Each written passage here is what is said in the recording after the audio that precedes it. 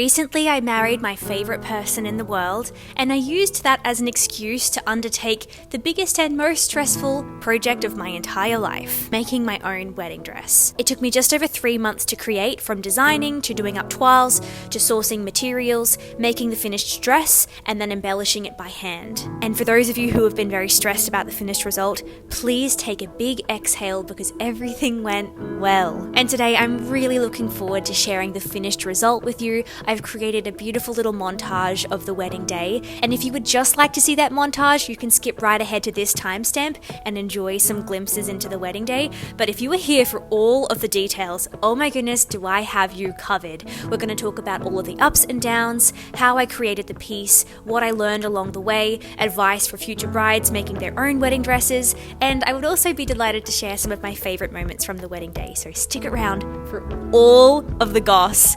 This is going to be a really fun video, so grab a cup of tea or a snack and let's get into it. This is how I made my wedding dress in 3 months. Okay, so let's talk patterns. I only used one pattern to help me create my dress, and it was the 1950s New Look Couture Corselet and Petticoat Foundation pattern. I purchased it on Etsy, and I will link it in the description box of this video if you're interested. Now, this pattern was absolutely fundamental in helping me to create the internal structure of my dress. I knew that I wanted to create a strapless dress, and I knew that if that was going to be successful, it needed something on the inside of the dress helping it to stay up and to stay fitting and to stay put. I had zero experience in corsetry or gown making before this project, so I learned a lot along the way, and something that I learned is that most well-made gowns are going to have some sort of internal structure going on the inside to keep everything looking perfect. As many of you will know, I did about 10 toiles of the corset or corselet structure. I was initially working with the Sparklewren midbust gored corset pattern, and that's from Underpinnings Museum, I think. Editing, Carly, correct me if I'm wrong. I tried to adjust this pattern for a while, but ended up finding it a little bit too busty for me, which was totally my bad because it is a mid-bust corset. But eventually that led me to this 1950s corselet pattern, and it was an absolute perfect pattern for this dress. Other than the corselet, the bodice was self-drafted, and the skirt was a part of a thrifted vintage wedding dress, which I chopped the skirt off from. If you're interested in any other resources that I use to learn and expand my knowledge on gown making, I will link a little list below of some things that I found helpful, but you can also scroll through the comment sections of all of my wedding dress videos because they are filled with so much wisdom. Honestly, my greatest resource was you guys. I asked many questions and you guys pulled through again and again and again. I wouldn't have been able to make this without all of you, so thank you so much, and I really mean that. Okay, moving right along to styling details. I didn't really have a lot of details going on. I wanted to feel like myself, I wanted to feel simple, and I wanted to let the dress shine. And of course I was going to have my hair nice and big, which I already feel like is a bit of a statement. So all I had going on were my Cézanne shoes. This is a favorite shoe style for me. I've had them in black for quite a long time, and I purchased them again in a little pale yellow, and they were perfect. I love them, and I've been wearing them a lot since, so couldn't ask for a better shoe. I did my nails at home. I have a UV lamp and nail polish from Jealous, and I did a light, shimmery, sparkly, iridescent pink, and I loved it. My mum did all the flowers for the wedding. She did the bouquets and she did the little pins for the boys, and they were perfect. I told her I wanted happy and wild and a little bit silly, and she just nailed it. We went to the flower market together, and it was so fun and sweet and a really happy memory because we just walked around and picked out an exorbitant amount of flowers. Like, there would be no reason to pick out that many flowers usually, but for a wedding it was needed. So yeah, thanks Mum for doing my flowers. They were so nice. Oh, and the last detail is that my mum, my little sister, and I all had matching earrings supplied by the sponsor of today's video, which is Ana Luisa. Ana Luisa elevates your everyday. They have long-lasting, tarnish-resistant jewelry essentials that will make you feel sparkly inside and out. Based in New York City, they deliver beautiful, simple, and high-quality jewelry at a fair price. Now let's talk wedding jewelry. My little sister and maid of honor Ems and I already had matching earrings for the wedding that we absolutely loved. We both have the Jessica puffed heart hoops. I have them in gold and Ems has them in silver. We both wore them for the wedding day, but we've also been wearing them a lot around the wedding season. I also got another beautiful piece from Ana Luisa. These are the Paris twisted hoop earrings. They're a little bit more of a statement than the puffed heart hoops, so I've been really enjoying wearing them as my first earring and then having the heart hoops as my second. I wore these to my bachelorette, by the way. I felt very cute. Anyway, I knew that my mum was looking for a pair of earrings for the wedding day, so I thought I would surprise her with a special Ana Luisa earring gift that she could enjoy for my wedding. My mum gravitates to more modest sized earrings that are timeless and classic, but still have a little bit of sparkle or flair. So the earrings that I kept gravitating towards for her were the Elise Huggy Hoops in gold. They had the sweetest amount of sparkle and the little dangle at the bottom is so charming, and my mum loved the earrings. They looked perfect on her, and I also thought they worked so harmoniously with her handmade patchworked dress. I love that Ana Luisa jewelry is perfect for a special event like a wedding, but the high quality ensures that you can get so much life out of the pieces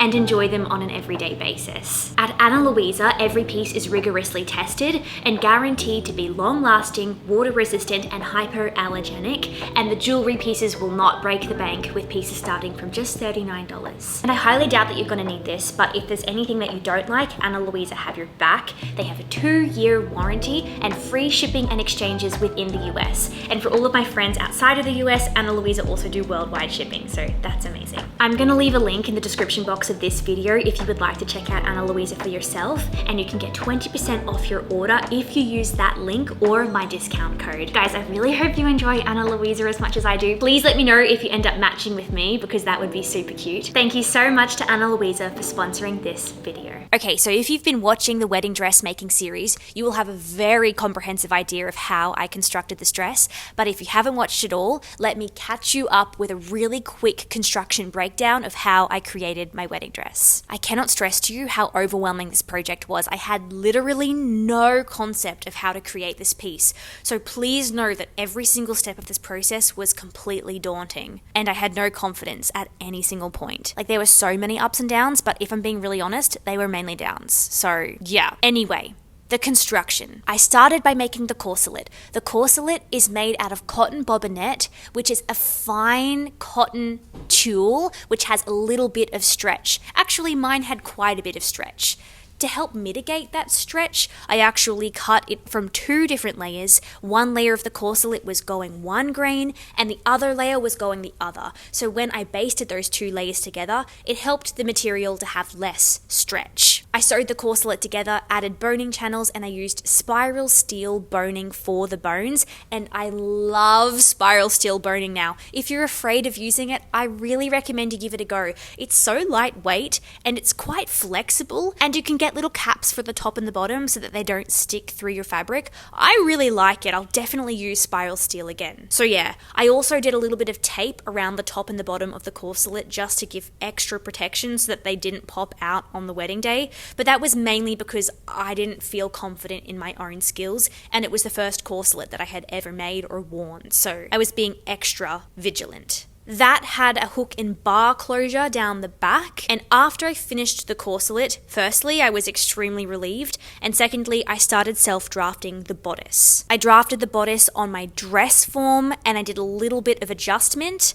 I don't think I did the perfect job of making this pattern, but I just did my best. If I can remember correctly, the bodice was made up of a cotton and then a cotton interlining, and then on top of that layer, I did a silk draping where I did these really tiny, uniquely shaped pleats, and I pressed them down and I pinned them, and ultimately I ended up stitching all of those pleats down by hand using small various sequins all over the bodice. If you're interested in what the difference between a lining and an interlining is a secondary piece of fabric that attaches to your main fabric, I suppose, and they get sewn together as one piece. So it doesn't mean that your edges are going to be nicely sealed off. It just means that you have 2 pieces of fabric instead of 1. And this was extremely critical for my project because I ended up doing a lot of stitching into the interlining, and I wouldn't have been able to do that stitching without it because it would have gone straight to the right side. So the interline gave me a little bit of a backstage area where I could do a lot of messy work and you wouldn't see it from the right side of the garment. If I had had a better plan before making this dress, I probably would have just done a lining, and that would have been really smart, but I didn't quite know what I was doing. And that is going to be a reoccurring theme throughout this debrief. Initially, my bodice was not boned, but I ended up having to go back, hand sew boning channels in and add boning. And I would have added even more boning if I could have a second run at it because I think it needed it. I was surprised that the corselet and the bodice needed boning separately. Both of them did. But ultimately, I just think gowns need vertical tension to look schmick and together and nice. So yay for boning. I ended up hand stitching the silk draping to the bodice at the top and the bottom, and I thought that I would tuck over the raw edges, but I really liked the look of this little feathery frill at the top and the bottom, so I actually ended up keeping it.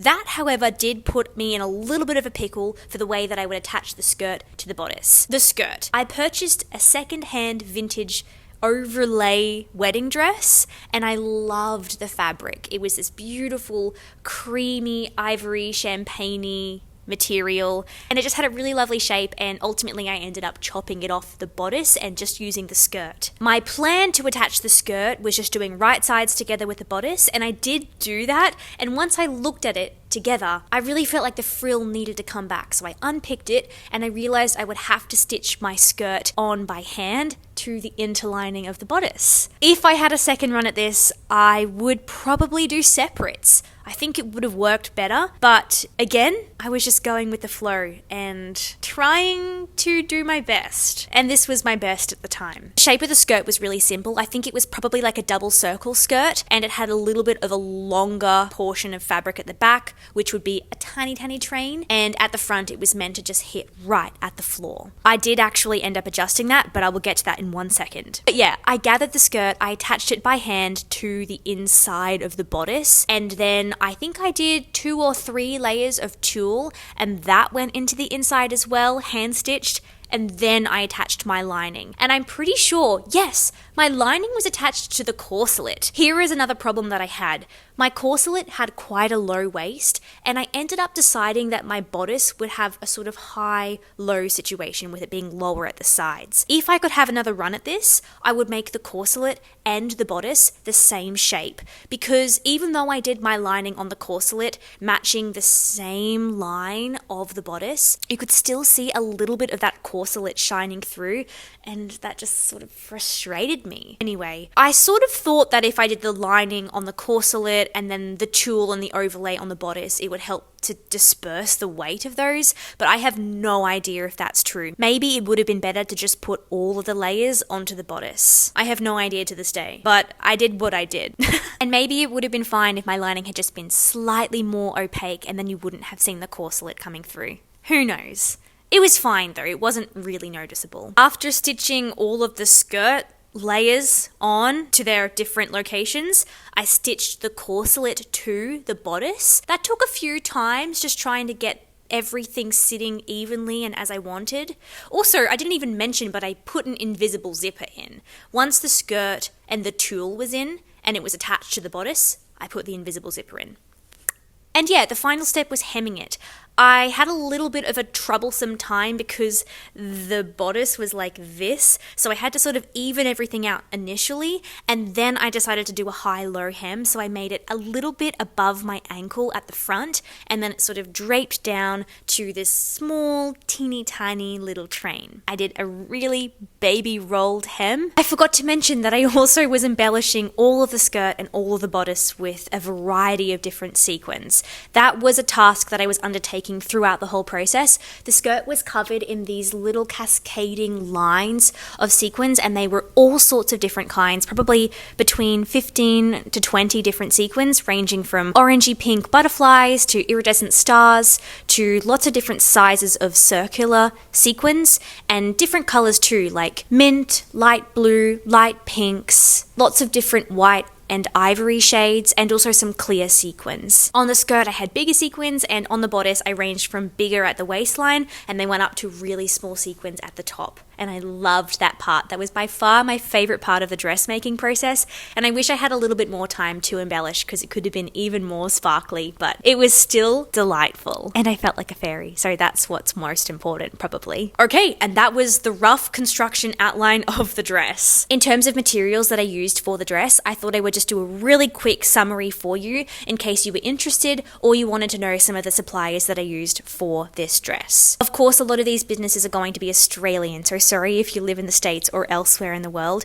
but perhaps you can still purchase from these establishments if you please. I sourced the cotton bobbinette from the Remnant warehouse. The spiral steel boning was from Sewing Gem. Most of the material that I used was secondhand and I got it from the Nest community store. I did purchase some tulle from Spotlight and from Lincraft as well. My hook and bars were from this store here, and I used Rassent thread for everything. I love it. Oh, and I got some silk chiffon from Silk and Stitch, and we used that to do these gorgeous bias cut ribbons to go around the bouquets. Silk chiffon moves like no other fabric. I am such a fan, although I think it would be absolutely crazy to sew with. But I haven't had to do that just yet. Those were the materials. Moving right along, here is my list of tips and tricks that I learned along the way. Now, this is not totally comprehensive. I've done a really short list of the absolute must-haves for making a gown. These were things that I had no idea about, and they have completely changed my life. So let me share them with you. Firstly, if you're making a gown, a waist stay is integral. If you've never heard of a waist stay before, let me change your life. Waist stays are a non-stretch piece of ribbon or tape that's going to go around the waist of the inside of your garment. The reason why these are really cool is that if you want your garment to stay in place, if you put a ribbon that doesn't stretch around the smallest part of your waist, it's not going to be able to move up and it's not going to be able to move down. Not really. Ideally, you'll have a little bit of discrepancy between those measurements on your body. Having a waist stay as an anchoring point in your dress is awesome because it just makes everything stay in place. You know when you see people wearing a strapless dress and they have to keep adjusting it to keep it staying? When you have a waist stay, it really should just sit nice and comfortably and not move up or down or around on your body. Waist stays will often be made out of something like gross grain ribbon, and they can be thin or they can be wide. Mine was probably 1.5 inches wide, and I added it to the inside of my corselet, and I think it was the absolute hero of my dress. So yeah, if I'm ever making a gown in the future, it will always have a waist stay from now on. I am completely sold. And if you've never tried adding a waist stay into your garments before, give it a go. My next tip is to use really strong hook and eyes in your garment. More specifically, I would recommend hook and bars. An eye is the more common hardware found these days, and it will look kind of circular, but you can get a more bar or rectangular looking hardware piece, and these seem a lot sturdier in my opinion. I have learned that a lot of people in costuming and ballet use these instead because they are stronger, and that was all of the assurance that I needed that this was the hardware I wanted. They're quite hard to come by these days. I don't know why they're not really being produced because I think they are so much better than hook and eyes, and I will only be purchasing these from now on unless the garment requires a hook and eye. Also, I used these all the way down my corselet, and that guy was completely closed. No fears whatsoever. Quality hook and bars. Oh, my next tip is so sad for myself to say. I think that if you're using cotton bobbinette or tulle or some material that has a little bit of stretch for your corset, oh my goodness, do your toile using this fabric. I thought I will save so much money if I do all of my toiles in muslin or calico. And usually that would be a pretty fine way of thinking. But I did 10 toiles in calico, and then I was like, screw it, I'm just gonna make my corselet out of cotton bobbinette. I'm so tired of doing toiles. Let's just see what happens. And I realized that the pattern required the cotton bobbinette because it needed to have a little bit of stretch, and that's why it wasn't fitting me right for all of those practice runs. And the second that I made it out of the correct fabrication, it was so fine. This was both a devastating realization, but also I was so happy and relieved that it finally fit that I didn't even care. But yeah, let me warn you that if you're wanting to make a stretch corselet or your material just has a little bit of stretch, I think you probably should toile in a similar material, if not the material. It might be a bit more expensive if you have to make adjustments, but at least it's going to be giving you the most accurate fit, which I think is a bit of a time saver. So yeah, that's a tip from me. Take it from a girl who made many toiles in a non-stretch material. That's a sad song. Whoa, this tip is legit. Use a strong invisible zipper. You want to get the highest quality zipper that you possibly can. And as far as I know, one of the best invisible zippers you can get are the YKK invisible zippers.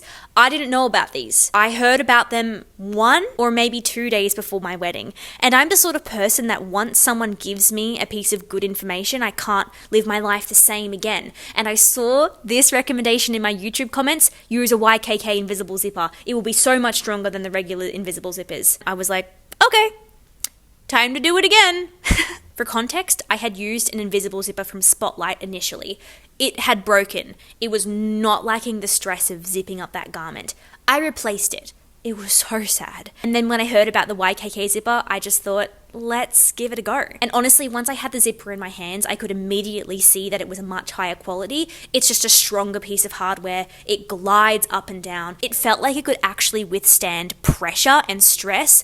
And so that immediately convinced me, put it in the dress. And I did do that the night before my wedding. So very stressful, but ultimately on the wedding day, I felt better knowing that my zip was stronger and that hopefully it would survive the day, and it did. Save yourself the hassle, just get yourself a really good, strong zipper that's gonna work hard for you because you deserve it. YKK zippers. Not an ad, just a fan. Oh, and my last tip or trick is boning. If you have any weird wrinkling that you can't seem to fix, you might like to try boning. Adding some vertical tension to your dress can help it stay up, and it can also just help make everything sit nicer and look better. I had a little bit of a fit problem with my bodice. I think the waistline was too low. I don't even know at all how to fix this, but what I ended up doing was adding bones in the back and bones in the front, and it really helped reduce the look of those wrinkles. Sadly, I had already sewn my bodice to the corselet before I realized that there was some more wrinkling around the sides, and I couldn't access those seams to add more bones, but if I had another chance, I would definitely add some spiral steel boning just down the side of my bodice as well, and I think it would have sat so much nicer, but I have to let it go. Have to literally just let that one go. But guys, I'm really happy that I could share that information with you. It was too late for me to add all the extra bones that I needed to, but hopefully this saves someone else from some weird wrinkling problems. Add some bones. It could be the magic fairy dust that fixes all of your problems. Potentially. Maybe. Anyway, those are my little tips and tricks that I learned along the way. For the next segment, I'm not sure if you're interested, but these are the things that I would change if I could.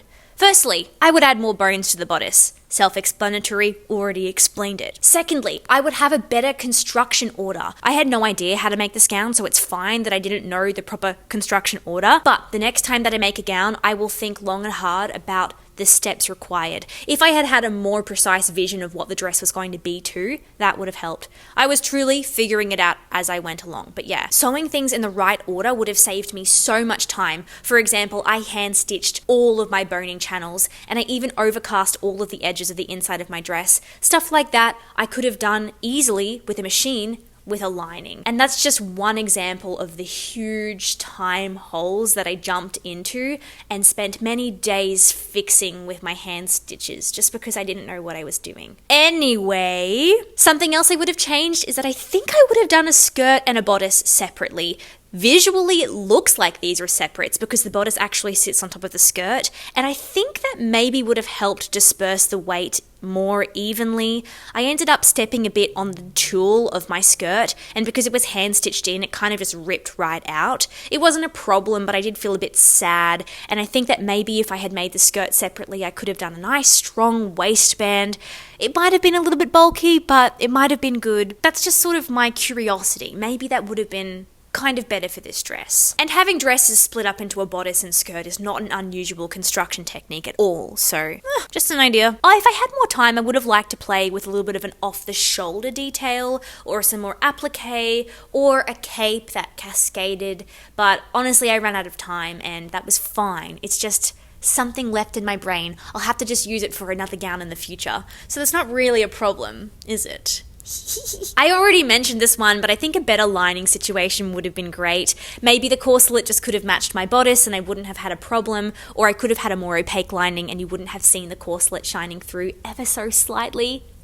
It's fine, but I would probably try and fix that if I could. And the last thing is that if I had the material on a roll instead of having a thrifted vintage skirt, I would have loved to have made the train a little bit more dramatic and a little bit longer. Of course, you can't really adjust a vintage dress, and I loved the fabric, so I just had to roll with it. But if I could just make it from scratch, I would have made it more dramatique. And those are the things that I would have changed. And for the next segment, I have only 2 notes, and they are my additional notes. The first thing is just a really random thing, but we got married in a park, and I had 3 layers of tulle. I think it was 2 or 3, and there were so many bugs caught in the upper waist seam of the skirt.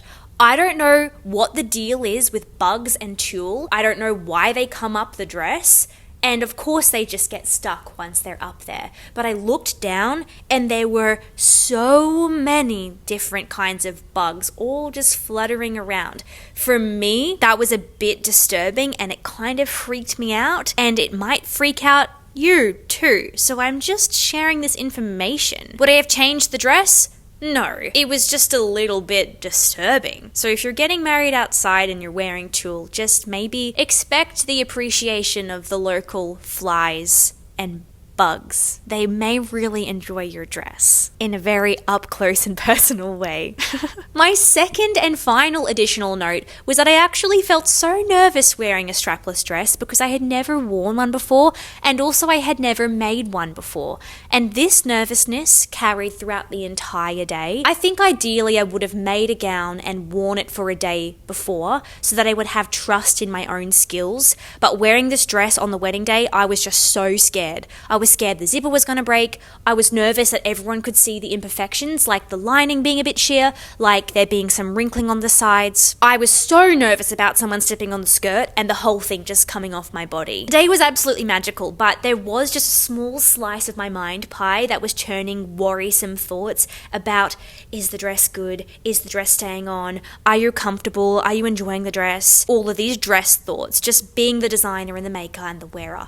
It was a whole experience. So I don't know what you do with that information, but it's just additional information, and now you have it. And that leads us to my recommendations for future brides making their own wedding dresses. My first thought: don't try and make a perfect dress that encapsulates everything you've ever been, everything you will ever be, every wonderful thing about your relationship, and all of your hopes and dreams all in one. This was my approach to the dress, and it made the whole process extremely emotional and pressureful and stressful and all sorts of things like that. Ideally, I think it would be nice to lower your expectations to a place of, I want to wear a dress that is special, that I made, that feels like me. Doesn't have to break records, doesn't have to be the best thing I've ever made in my whole life. It just has to be the dress that I wear on the day that I get married.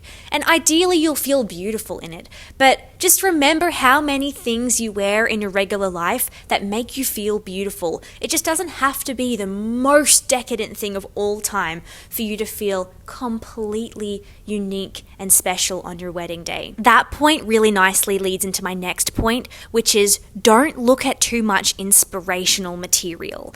I looked at so many Pinterest pictures, lots and lots of TikToks, and my Instagram was full of bridal looks. Of course, I had to gather some inspirational points in order to design the dress, but I had hundreds of dresses that I was thinking about, and I feel like at every point I wanted 4 different dresses to be happening at the same time on my dress. And that was confusing. It filled my brain to the absolute brim, and I don't think it actually helped with the process at all. I think find a design that feels like you and just stick with it. If you're a sewist, you can make a gown anytime you want. There is no reason why after you get married you don't get another chance to wear a fanciful thing. And now that I am married, I'm like, let's make more fanciful things. In fact, I can make my wedding dress again, but make it in patchwork with more color and more silliness and more fun. And honestly, I feel like I could make better wedding dresses now that I'm already married because I'm not so stressed about it being perfect. So yeah, if you can somehow distance yourself from other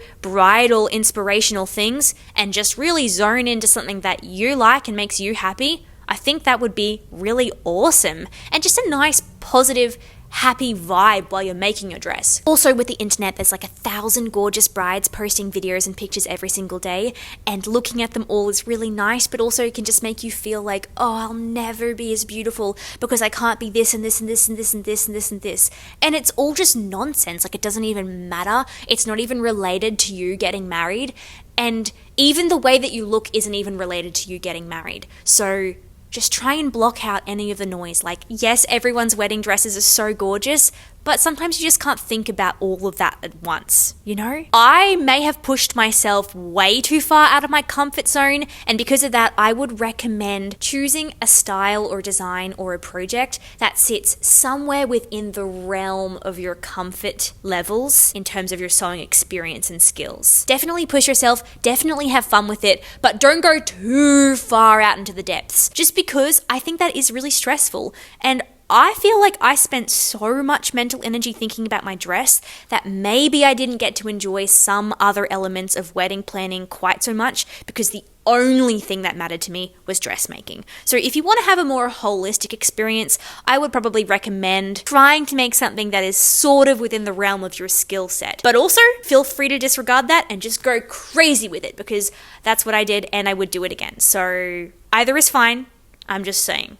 It should also be noted that I was only engaged for like 4 months, so another really easy way to make your stress levels less would just be to have a longer engagement, and then you have more time to work on this. But I was really hustling to make this dress, you know? Oh, and my last little tip is very sweet, and it is have fun on your wedding day. Just enjoy it. And once you get to the day and you're wearing the dress that you made, try not to think about it. Just wear it. Just be like, this is great and I made it and I'm proud of myself. Don't think about the imperfections and just try not to worry about it too much. Just let it go. I really tried to have that mindset on my day, but I did get a little bit caught up in all of the details about the dress. But yeah, what can you do? And now it is time for the silliest and funnest part of the video, which is I just want to tell you about all of my favorite parts of the wedding day. The day was overwhelmingly very us. It was happy and joyous and sweet, and it had a kind of simple family vibe, which was really comforting and lovely. I enjoyed getting married in the park. I really liked that it was a picnic setting, so that when we looked out, all of our family and friends just seemed so comfortable and casual and relaxed, and it just made the whole day feel more okay. I think Elijah and I were a little bit stressed about the ceremony in particular. We're both quite introverted, and the idea of having a relatively formal setting where everyone is watching you, that was pretty intimidating. So having it as a picnic, garden, park wedding was just such a nice vibe. Very approachable, very wholesome. Another detail that I loved was that my dad married us. We had actually gotten legally married just before the ceremony, so my dad was just doing all of the talking, not the legal part of it, but it was so much more meaningful having my dad up there than someone that we didn't know so well, and it's going to be a memory that I cherish forever. So that was really, really lovely and special, and I loved having a bubble exit. They looked so pretty. They stay in the air for a really long time, and I just think it's really fun looking around at all of the guests and they're all just blowing bubbles. If you have your wedding in a park, you can't leave a trace, so no confetti or rose petals or anything like that. So it was both the perfect option for the environment, and it was also just really sweet. And I would definitely recommend for bubble enthusiasts like myself. Doing my own hair and makeup was a delight. Me and my bridesmaids all just got ready together. It was so casual and chill. We didn't really have any plan for the morning. We had all of the photos taken by Amelia, who is both my bridesmaid and my brother's girlfriend, and she's a part of our family, so it was so casual. It was just a really nice, easygoing vibe. There wasn't really even a plan like, let's make sure we have brunch at this time, or take these sorts of photos here, or this sort of photo at this time. It was literally like, let's just have fun, get ready, put some music on, take some little cutie pics, and then go to the wedding. We actually hired a basketball arcade machine for the wedding, which was one of the greatest things that's ever happened in my life. Not even kidding, it was so fun. And so I actually spent many hours on the morning of the wedding just playing basketball. So it was awesome. Honestly, having the basketball machine was one of the highlights of the whole weekend. We had it from Friday to Monday, and it was so fun and extremely addicting, and I want to hire it again. It's not wise financially too, but I just want to play it over and over and over again until I get the highest score humanly possible. So yeah, I may have taken that a little bit too seriously, but whatever. No regrets. Aside from the basketball machine, we also had Mario Kart on an inflatable projector, and we had a game called Lobbachok. It's basically when you have a metal grate and you place chocolate bars on top, you stand behind a line that's like a meter away from it, and you lob a little coin, and you have to try and get your coin to land on the chocolate. And if it lands on a chocolate, you get to keep the chocolate. And it's a fun arcade game. And we also had little cardboard tickets that were cake tickets. So if you got your coin on a cake ticket, you got a slice of the cake. Elijah actually made the cake. It was Claire Saffit's confetti cake. It's one of my favorites. It's really, really yummy, but unfortunately there was only one, so we had to find a way to ration out the slices of cake, and Lobbachok was our deciding game, and it was the way to win a slice. So that was kind of fun. I felt like the guests enjoyed it, and it was just kind of a vibe. Elijah and I also handcrafted like 140 party hats, and Elijah and Amelia decorated them throughout the week before the wedding, and people seemed to wear them and enjoy them for the whole night, which was awesome. I feel like it just had such a really fun party vibe, and it got everyone in a groovy spirit. And we may have spent too much money making them, we may have spent too much time making them, but I feel like it added a lot, so no regrets again. I think the way that we made decisions about the wedding was just if it made us happy, then it could stay. And so that resulted in a really hodgepodge vibe, but a really happy one. We had like Teenage Mutant Ninja Turtle tablecloths and Barbie and Princess posters on the wall and streamers and a copious amount of paper chains, and it was just really sweet and fun and us, and it felt happy. So no regrets number 3. We also gave digital cameras to a few of our friends, and they took little videos throughout the day, and that was so nice to look back on. They just captured all of these moments that otherwise we would have just completely missed, and that was really special. We also had a little typewriter at the reception so people could leave little notes, although most of the notes were actually referring to how hard it is to operate a typewriter. So, sorry, I guess. Something that actually kind of saved my day was my mum actually bought me a second outfit option for the reception. I only had my wedding dress to wear for the whole day, and I thought that would be fine, but we were really concerned about the weather forecast. It was meant to rain all day, and my mum thought it would be a safe idea to have a nice, dry, white outfit just in case I came back from the ceremony absolutely drenched. Although it didn't rain and it was beautiful weather, when I got to the reception, I was just so tired of wearing the dress.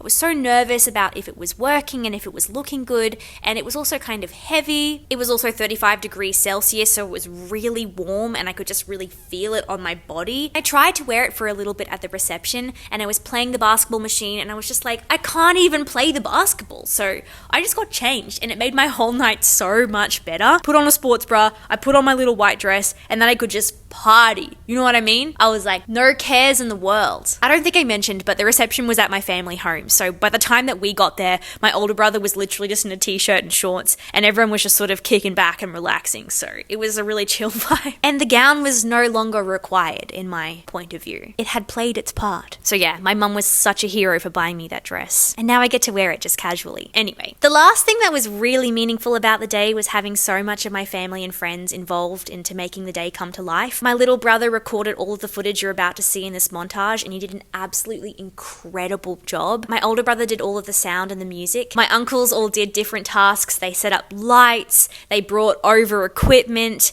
they set things up, they played music. My uncle also emceed. They were incredible. Some of our aunties brought over food for dinner, and there were just a lot of people that were pitching in, setting up different things and just making sure that the day went really smoothly. And although that was really practical, having people help so that everything could work, it also just felt very meaningful that all of these people cared so much about Elijah and I that they would want to do these tasks to help contribute and make our day so magical. It's just so deeply kind and lovely, and it made me feel really grateful that they're all a part of our lives. So that was actually a really special part of the day. Anyway, I think it is truly time to wrap up this video. Thank you for hanging out with me for this big wedding debrief. I hope it was somewhat enjoyable to watch, or maybe if you're going through this wedding dress making journey in your own life, hopefully there was something that was a little bit helpful for your own journey. I am sending so much love to you guys. I literally couldn't have done this without you.